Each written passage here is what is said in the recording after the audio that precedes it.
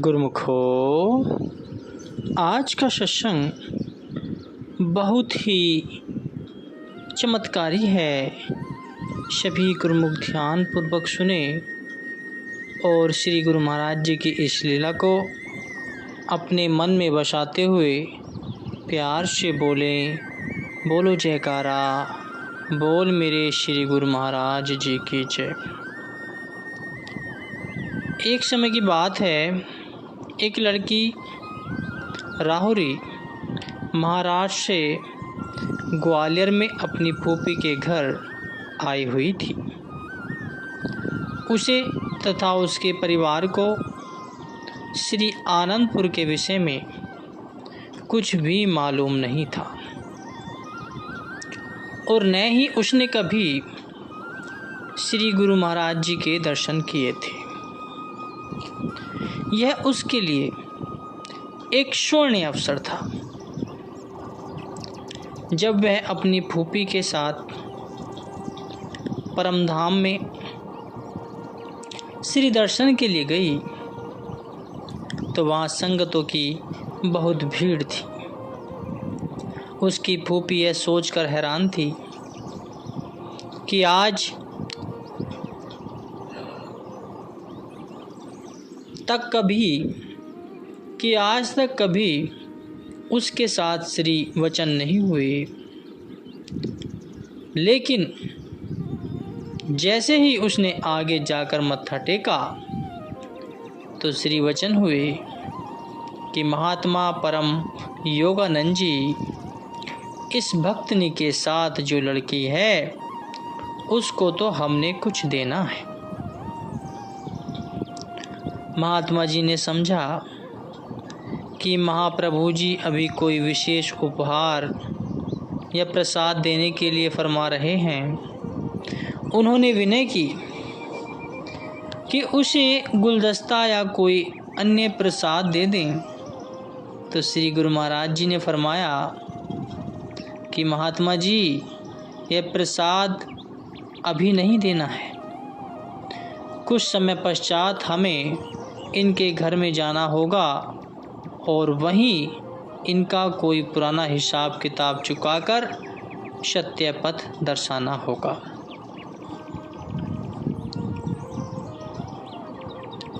तो गुरुमुखो, भक्तिनी ने विनय की कि प्रभु, यह तो मेरी भतीजी है और राहुरी से आई हुई है। इनके घर में किसी को भी श्री आनंदपुर दरबार के बारे में जानकारी नहीं है। तो श्री वचन हुए कि हम सब जानते हैं, समय आने पर तुम्हें भी पता चल जाएगा। महात्मा जी, उसके घर का पता नोट करो। उस लड़की ने घर में आकर फूफी से कहा कि हमारे घर में तो सब सत्यनारायण जी की पूजा करते हैं, इन्हें तो कोई जानता नहीं है और न ही मानता है, तो हमारे परिवार वाले इन्हें भगवान रूप में स्वीकार नहीं करेंगे। इसलिए इससे पहले कोई अवज्ञा हो,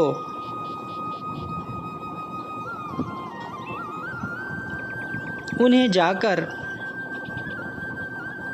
कह दो कि वे हमारे घर में न आए। फूफी ने लड़की की घबराहट को दूर करने के लिए कहा, घबराओ नहीं, महापुरुषों की हर कार्रवाई में जीव का कल्याण व हित समाया होता है। लगभग 2 वर्ष का समय व्यतीत हो गया। श्री सद्गुरुदाता दयाल जी कार द्वारा श्री आनंदपुर से श्री प्रयागधाम की ओर जा रहे थे। साथ में 2 पिकअप गाड़ी में कुछ गुरुमुखों को भी जाने का सौभाग्य मिला। निजधाम से अहमदनगर के मार्ग में महाप्रभु जी ने एक स्थान की ओर संकेत करके पिकअप गाड़ी के ड्राइवर को फरमाया कि आप सभी यहाँ पर रुको हम थोड़ी देर में आ रहे हैं। मई मास की कड़कड़ती धूप मानो अंगारे बरसा रही थी। महापुरुष किस प्रकार अपने तन पर अनेकों कष्ट उठाकर अपने द्वारा किए गए वचन को निभाते हैं, यह तो तब पता चला जब श्री कार लौट कर आई और साथ में दूसरी पिकअप, जो कि मशीनरी में खराबी आ जाने के कारण काफ़ी पीछे रह गई थी और उसका ड्राइवर मरम्मत करवा रहा था, तो श्री प्रभु जी ने उसको अपनी कार के पीछे आने का संकेत किया। तो श्री कार काफ़ी सफ़र तय करके राहोरी में जो लड़की ग्वालियर गई थी उसके घर के आगे जाकर रुकी। उस दिन पूर्णिमा थी। उस लड़की और उसकी माता ने व्रत रखा हुआ था। वह सत्यनारायण जी की पूजा करके अभी कमरे से बाहर ही निकली थी। निराश, उदास और ठंडी आहें भरती हुई वे गहरी सोच में डूबी हुई थी। कारण यह था कि उस लड़की के पिता की शुगर मिल उस दिन नीलाम होनी थी। किसी ने धोखा देकर उनसे उनकी मिल को हड़पना चाहा। वहाँ पर सब कागज आदि तैयार हो चुके थे। इनके मन में एक ही आशंका और एक ही वेदना थी कि बस कुछ ही पलों में हम कंगाल हो जाएंगे। तो महापुरुषों की एक ही दृष्टि, उनके वचन एक क्षण में क्या से क्या कर देते हैं, यह कोई भी नहीं जान सकता। श्री गुरु महाराज जी ने कार से निकलकर उनके घर में प्रवेश किया। लड़की ने उन्हें देखकर कहा कि माँ, ये ही ग्वालियर वाले गुरु जी हैं। वह अंदर गई और एक गिलास में पानी भर कर ले आई। उसने अभी विराजमान होने के लिए विनय भी नहीं की थी कि श्री प्रभु जी ने फरमाया कि हमें जल्दी ही वहाँ ले चलो जहाँ तुम्हारे पिताजी गए हैं। वही हमारा ज़रूरी काम है जिसे हमें जल्दी और अवश्य पूरा करना है।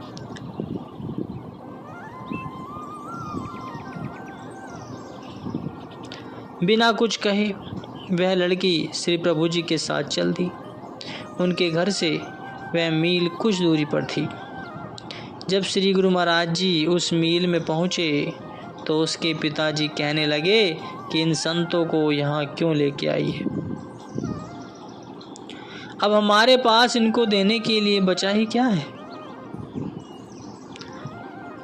अभी हमें भी खाली हाथ ही यहाँ से लौटना है। तो मुस्कुराते हुए महाप्रभु जी ने श्री वचन किए कि भक्त जी, घबराते क्यों हो।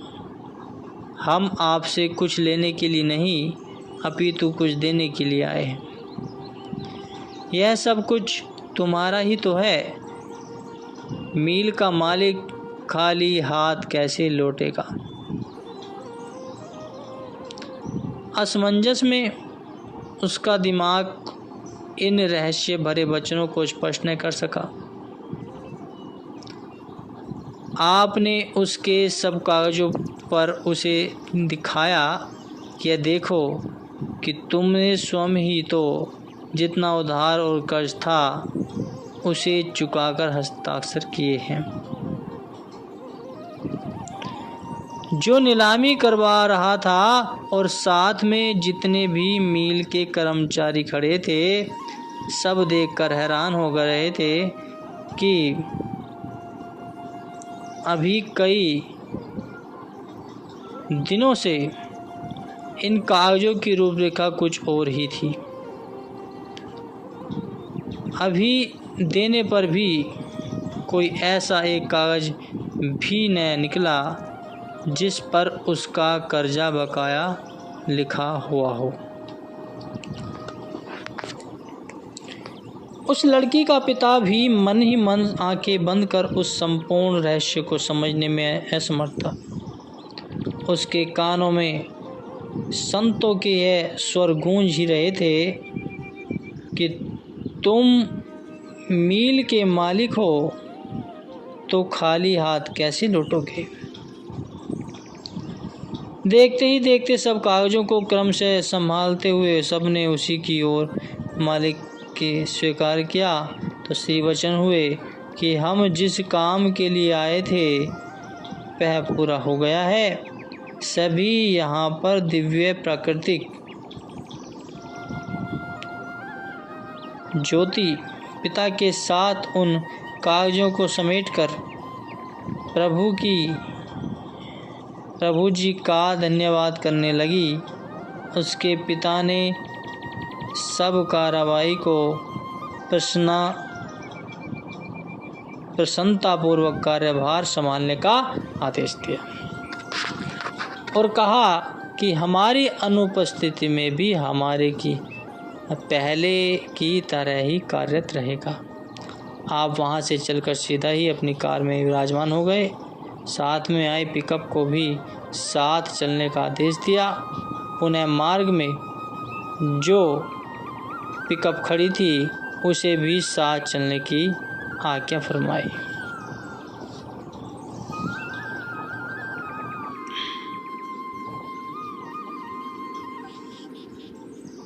मार्ग में खड़ी हुई पिकअप बैठे हुए प्रेमीजन आश्चर्यचकित थे कि श्री गुरु महाराज जी इतनी झुलसती गर्मी में 2 घंटे कहाँ गए थे।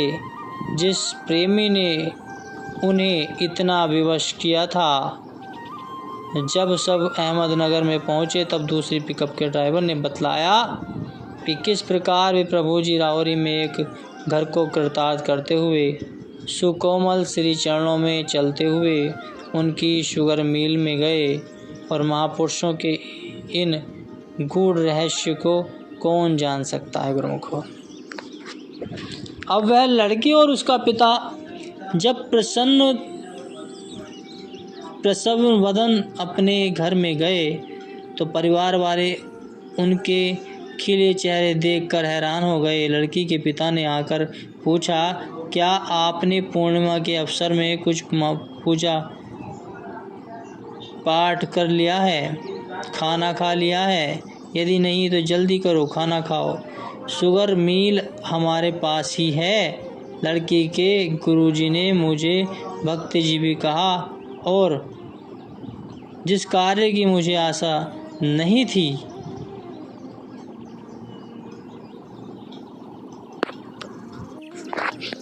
उस सब कार्य को पूर्ण करते हुए वे जल्दी ही वहां से चले गए। भक्ति जी की बात को सुनकर एक पल को भी परिवार वाले भी हल्के बल्के रह गए। उन्हें अपने कानों पर विश्वास ही नहीं हो रहा था कि भक्ति कहने लगी, शेष वृत्तांत तो हम बाद में पूछेंगे, पहले आप भी तो खाना खा लो। उसने उत्तर दिया, अब बस आप खाना खाओ, मैं अपना आगे का प्रयास करता हूँ।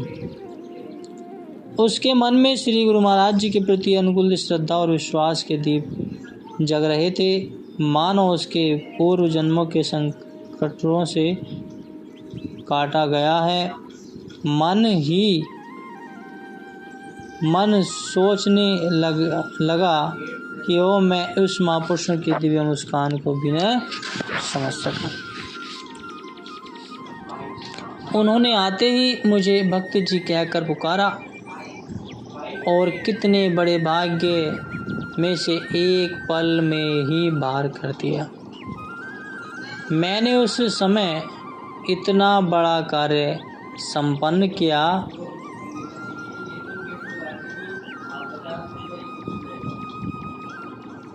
संपन्न होने पर भी उन्हें धन्यवाद का एक शब्द तक न कहा। कहने लगा कि मैंने तो यह ठान लिया है कि जब तक तेजों में उन महापुरुषों से भेंट न होगी तब तक खाना नहीं खाऊंगा। मैं उसी समय